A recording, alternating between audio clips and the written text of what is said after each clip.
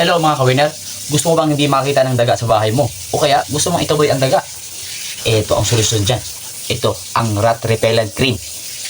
Dahil may peppermint smell ito na ayaw ng mga daga. At alam mo ba, 139 pesos na lang ito ngayon. Napakamura. At ang kagandahan nito, ang shelf life nito, 3 years. Huwag mo lang ibilad sa araw o kaya sa mainit na temperatura kasi malulusaw talaga to. At pag ginamit mo to, kailangan nakatago. Huwag mo ipaabot sa mga bata kasi delikado. At ang paggamit nito, napakasimple lang. Itong garapon, bubuksan mo lang itong takip. Tatanggalin mo lang itong seal sa takip. Pagkatanggal niyan, may butas yung takip na yan. Takip mo lang ulit para sumingaw yung amoy.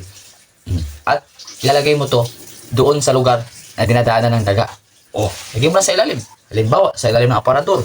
Sa ilalim ng, yung lababo. Pwede. Kasi pag naamoy ng daga to, aalis yan. Dahil napaka maangang yung amoy. Pag naantay mo, eto na yun. Click mo lang yellow basket. Check out mo na.